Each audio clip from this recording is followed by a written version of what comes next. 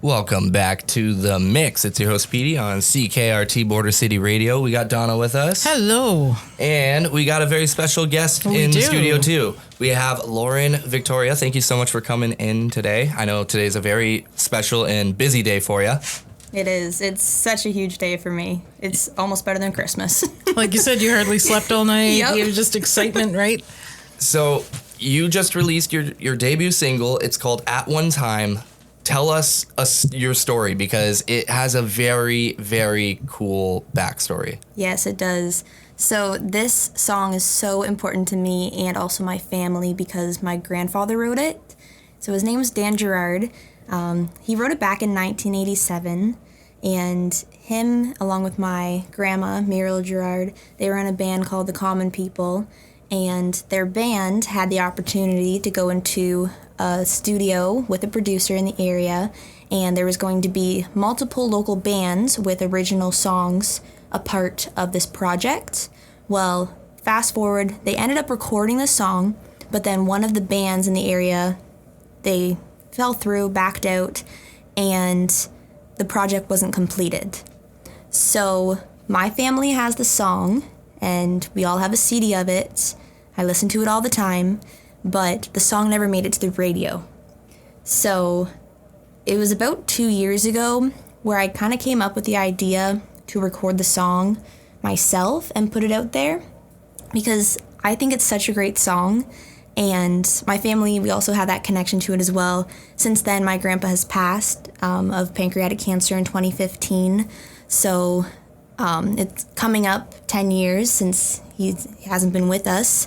And I thought, just kind of like, how special would it be to pay tribute to him in this way, because we shared that love of music together. And, you know, like, he kind of introduced me to the old country, the bluegrass music. Mm-hmm. He's the reason why I learned the fiddle, why I learned how to play the guitar. So it felt very appropriate to introduce myself by paying tribute to my grandpa. He would be so proud. I hope so. He would be so proud. Yeah, it's amazing.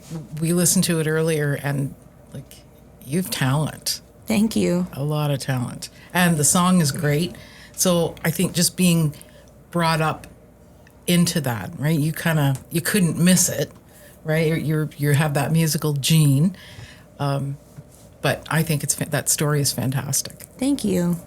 Yeah, it's, everything that I put into it, and all the way throughout the entire process, I always kept him in mind, and how would he want the song to sound? And even right down to how would he end the song? If you really listen closely to it, at the very end, I do like a little bit of a walk down on the guitar, and I kind of jump back from the A to the D and back to the A again. And that's the way he ended all of his songs. He always walked it down. And if we didn't, he'd say, oh, go back to the last verse or the last chorus and let's finish it the proper way. Do it again. So, yeah, and I had a picture of him that I brought into the studio with me multiple times. So it was kind of like he was there in spirit almost. So, yeah, and just that was awesome, just kind of always keeping him in the back of my mind, and kind of brought me a little bit closer to him. For sure. Mm-hmm. Yeah. From a creative perspective, did you find that taking on the song was very, did you find an immense amount of pressure with it, or did you find it more welcoming and inviting to try to recreate such an important song to you? I found it very inviting, also a little bit of pressure as well. Because it's my first song that's going to be released and put out there, I kind of wanted to set the bar, and in terms of what the rest of my music could potentially sound like. So I kept that in the back of my mind, that part of it is for me, but then the main part of the song is for my grandpa. And all of my family members, they were so supportive all the way from the start to the finish. And they said, you know, if we had the ability to do what you're doing, we would have.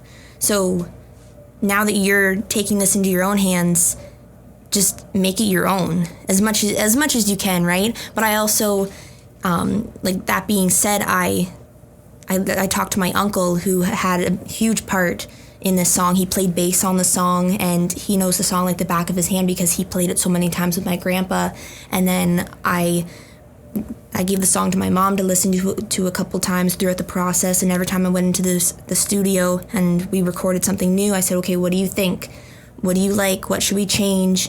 And she said, well, I like this, but I think Grandpa might have done this, maybe something a little bit differently.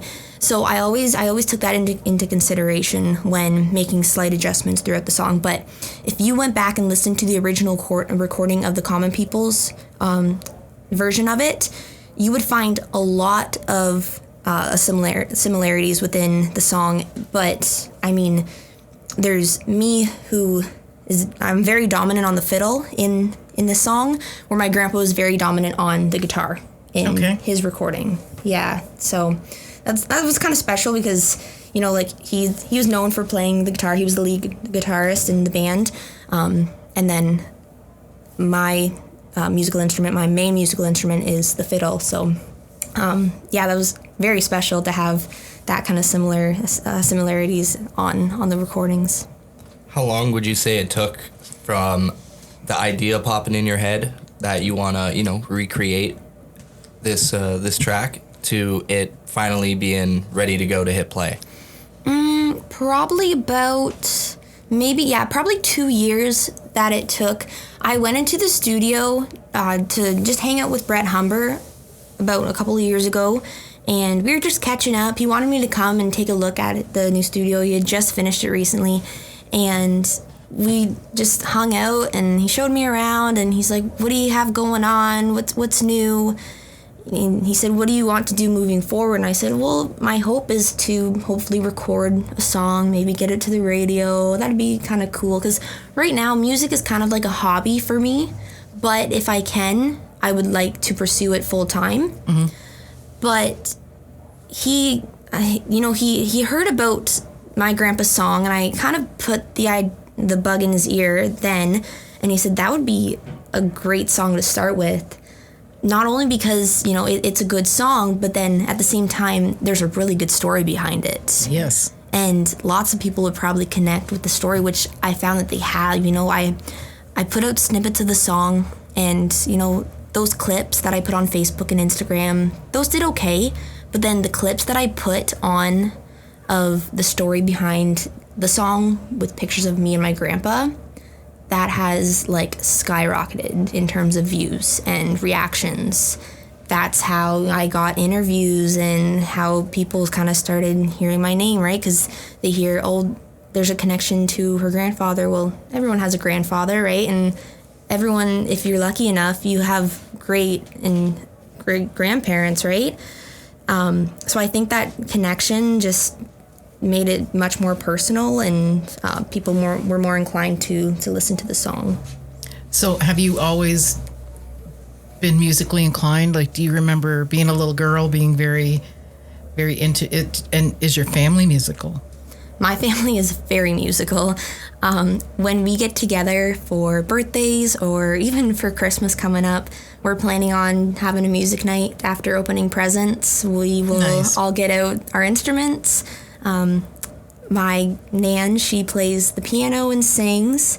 My mom plays the mandolin and sings as well. My uncle plays the bass, and then my dad, he married into the family, but he didn't play an instrument before, and when he was over for gatherings, it was kind of like, well, he's the odd man out because he doesn't play an instrument. So he actually went and took a couple lessons on the guitar just so he could like be included in our music nights. Oh, that's cool. Yeah. So yeah, I started at a very young age because, you know, right at the hop, I'd be listening on the couch and just listening to everyone play.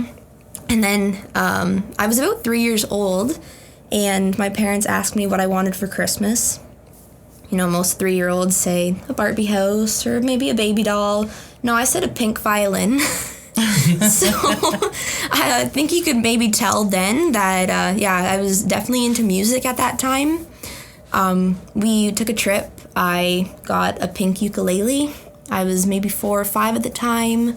So I was very dedicated to the violin. So it's been about 17 years that I've been taking lessons and also giving lessons on the fiddle now. And it was just throughout COVID that I kind of started to learn how to play the guitar. That was kind of a self-taught instrument, just because it's like, well, I can sing and it'd be kind of nice to play guitar with that as well. It's kind of hard to sing and play the fiddle at the same time. Right. Yeah. But yeah, our dining room in the house has kind of turned into my music room. We have instruments all over the walls. I have bins and bags of music books and guitar picks and capos, and it's kind of a mess right now, but we're working on it. Perfect. Have you written any songs that might potentially come out in the future, or are you working on any other music, or are you just sitting on this one for now and seeing what happens? So I'm gonna sit on this one for a while, see how it does. I do have another song kind of in my back pocket. I wrote it very spontaneously one night. I think I wrote it in about 30 minutes. Talking about like the creative process, one of my good friends, Dave Wilson, he told me about The Creative Act. It's a book by Rick Rubin, and he said, you got to read this book. And I did. I got halfway through it, but I mean, that was kind of enough for me because I got to the one part and it was about how, everyone's creative. You just have to find a space and you have to find somewhere to be able to get to that creative mindset. And so I kind of channeled into that one night, I guess, and I went back in my memory from a couple years ago. We went to West Virginia. It was a camping trip that my family took, and we were coming back home from the trip. And I don't know if you've ever been to West Virginia, but if you're traveling through the hills, it's like very windy roads. And, you take one turn, if you look over, it looks like you're going to fall off the cliff. And we have our camper behind us, so I get car sick easily, so I was kind of closing my eyes and taking deep breaths. And then finally we get to this little town, and we have to pass over this bridge where there's a river. And I think maybe my mom said, hey, open your eyes, like, look around you. So I did, and I just happened to look up, and there was a sign that said the Cheat River. So I kind of kept that in the back of my mind because I'm like, oh, that's kind of a cool name for a river, the Cheat River. Like, never heard of that before, right? And then I said, no, I feel like someone should write a song about that, or maybe someone already has. So fast forward to probably just a few months ago, sitting in the music room and just kind of playing around with the guitar, different chord progressions. And yeah, probably about 30 minutes, I just kind of wrote a song about the Cheat River and how the river kind of got its name. So you might see that maybe in the next year or so. But yeah, that's something that I have. But then my grandpa also wrote another song, and somewhere in the house, we're still looking for it, we haven't found it yet, are the lyrics, but my mom and my uncle remember the chorus of the song. So at least we have the chorus, and if we can't find the rest of the lyrics, I'm going to try to fill in the verses. So it's kind of going to be like he started it, and I'm going to try to finish it. Oh, that's a cool story in itself, too. It's almost like an old family mystery. Yes, it is, yeah. If we can find it. My grandma's been looking, like, in the piano bench, in her old files that she keeps, and she hasn't found it yet, but I'm crossing my fingers that she does because, I know, like, knowing the song that he wrote at one time, the song that he wrote and we can't find, it's probably also a really good song as well, and probably he wrote it better than I could write, so... Who's your musical influences? Are you talking about like locally, like in my family, or overall? Like overall. Overall. Okay. So I think we've already established my grandpa is huge musical influence. But I'm a sucker for the old music and classic country. Me too. Yeah. So Dolly Parton is a huge one. She's just not afraid to be herself at all. She's very outgoing and wonderful songwriter as well. But I also like the artists that kind of just keep it real. I don't know if you've heard of Ashley McBryde. I have. You have this amazing woman songwriter, and I think she could just sing anything. She just released a song called There Ain't Enough Cowboy Songs. And I kind of relate to that because in the past few years, I think we've seen a lot of country music come out that's kind of on the verge of it's not country anymore. Rock. Yeah, it's not country anymore. So I like that she kind of put her own spin on, you know, like let's actually keep country music country. And I'm also kind of like a big advocate for that. I mean, the old stuff, that's all I listen to. Hank Williams, Merle Haggard. Me too. I love all of them. You really can't go wrong. Like that's all I listen to. There's a whole show dedicated to it, actually. Yeah, we do a Saturday night kitchen party, and that's all it is the old stuff. So to me, back then, like if I heard one of them on the radio, I knew immediately who it was. Mm-hmm. Right? The second you hear the voice, even sometimes the music, right? You know it right away who it is. Oh, yes. So I'm with you on that. I love it. Mm-hmm. So you've gotten the opportunity to experience firsthand what it's like making a song. What was your favorite part of it? Was it writing it at home, coming up with, I don't know, maybe the artwork for it, going in the studio and recording it, sitting down and kind of piecing it all together? What part stood out to you the most? So I would say that my favorite part throughout the process was actually being in the studio and just being in that mindset where I could play anything and I could get really creative if I really wanted to. And that's something that Brett Humber allowed me to kind of access. He kind of made that really safe space where it's like, listen, you say anything, you think anything, and I'll make it happen, right? And, you know, like, when I was on the inside of the booth and he was on the outside of the panel, we'd be kind of looking at each other, and I was just really comfortable. Like I'd kick off my shoes and like seriously, I'd get really comfortable in there, and yeah, that just kind of allowed me to just kind of get into the creative mind space and really just like feel the music at that point. I really liked.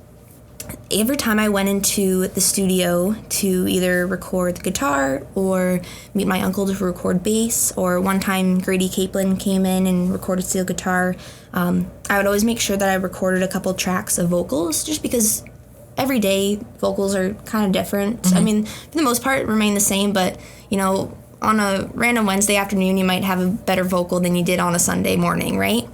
So, I think each time I just got more comfortable with the lyrics, and our final take, and the take that is on the recording that has been released, I just took it verse by verse, and before Brett hit play in the studio, I would just kind of think about, okay, what should this verse sound like? And I would just get into that mindset of how I should sing that and make other people hear it. So yeah, I literally just did it verse by verse, and then when it got to the end, okay, cut, take a drink, take a breath, what's the next verse gonna sound like? And yeah, that's how you hear it now. But then of course it's all kind of like merged together. Yeah.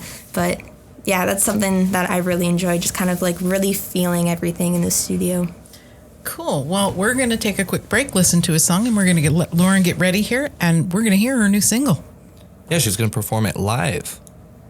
Welcome back to The Mix. I'm your host, Petey, on CKRT Border City Radio. We are back with Lauren Victoria, and we are going to hear her new song whenever you're ready. Awesome. Before I start playing, I just wanted to point out that the guitar that I'm going to be playing on, and I have been playing on for the past few years now whenever I'm playing out in public, is my grandpa's guitar. And this is the guitar that is also played on the recording, so I just thought I'd That's point an that amazing out, song. It's pretty special. Yeah. Yeah. It's a beautiful guitar, by the way. It's a very nice Fender, yes. Yes, it is. Yeah, I'm very lucky to have it.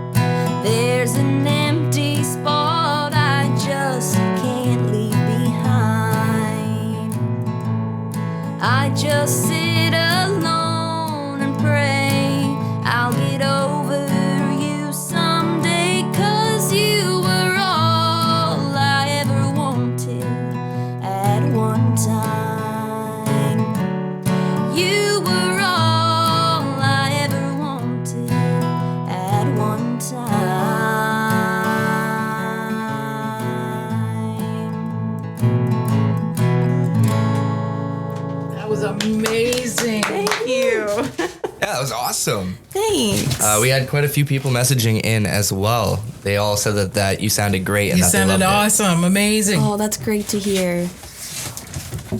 Wow, I had goosebumps. Goosebumps. Thank you. You have that old voice.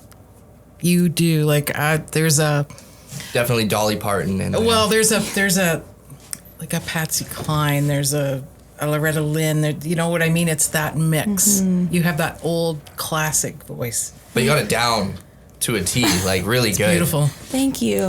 Yeah, that was amazing. Thanks. Yeah, I didn't have any vocal training, so I mean, like, whatever comes out comes out. How long have you been singing for?